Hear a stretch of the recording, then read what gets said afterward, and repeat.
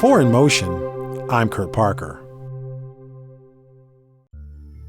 It's referred to as the isolation disorder, and 1 out of every 150 kids in the U.S. will be diagnosed as having it.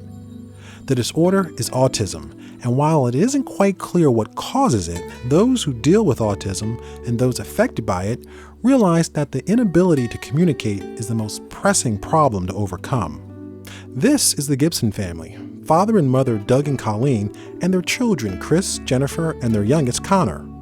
After having 2 kids who would go on to excel academically and are considered gifted, the Gibsons had every hope that their 3rd child would be no different.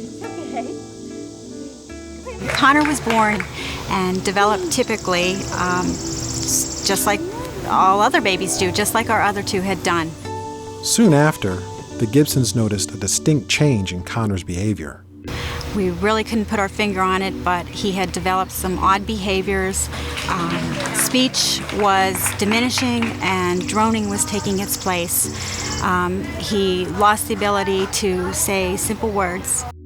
Alarmed, Doug and Colleen sought medical advice, and after a battery of tests, Connor was diagnosed with autism. After further evaluation, specialists pushed to a conclusion that Connor was mentally retarded. Typically, the process is to put them in the MR category because they appeared and they looked MR. They couldn't respond to you appropriately. They didn't have the language to respond in an appropriate manner. And it was a very easy place to place them. And of course, at the same time, because they had trouble communicating with people, they would develop behaviors.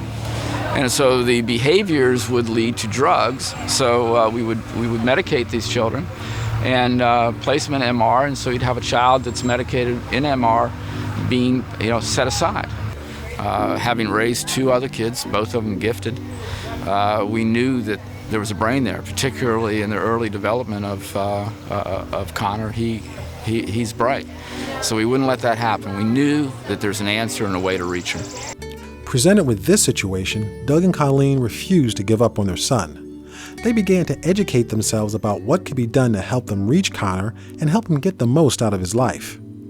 After researching several avenues, they were given hope when Jen, who was studying biobehavioral sciences at Penn State, heard about the work that Dr. Janice Light was doing with kids with communication disorders. So during the summer of 2005, Doug and Colleen and Connor came up to visit our lab, and I had the chance to meet with them and talk to them a little bit about our research. At that point, Connor was about 5 years old, and as with many children with autism, he was having difficulty understanding speech.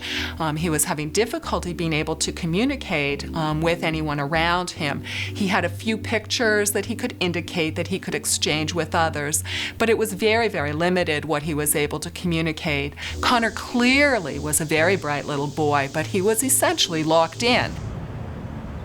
Dr. Light's research at Penn State focuses on helping those who are isolated by the inability to effectively communicate.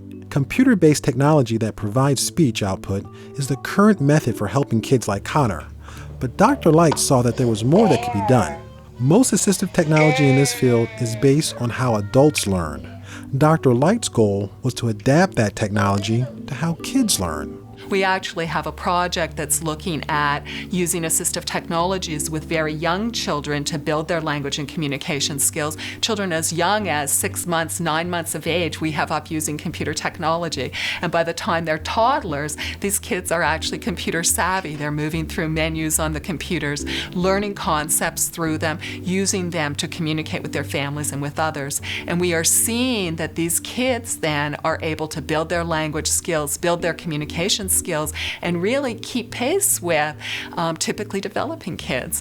Now at 8, Connor's progression has been remarkable. Through Dr. Light's intervention and Connor's support staff at his local school, he is able to thrive alongside other students without autism and even aspire to loftier goals for his future. He learned very quickly to read and to write and to use those channels to communicate with others. And I still remember very well, about a year, I think, into the time we'd been working with him, turning to Doug Gibson, Connor's dad, and saying, well, this technology will meet Connor's needs for now, but he's definitely going to need more powerful assistive technology as he moves into high school and will need to be able to write papers and do essays with the other children. And I still remember the look on Doug's face saying to me, oh my goodness, do you think he'll really be able to do that?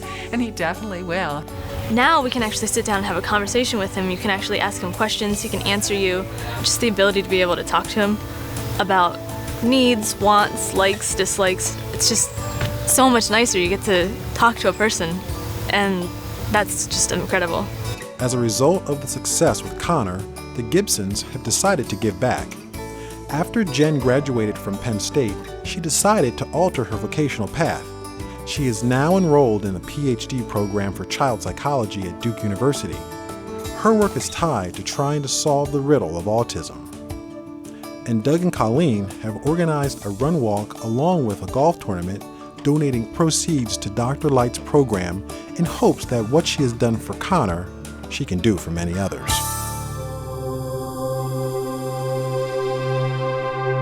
For In Motion, I'm Kurt Parker.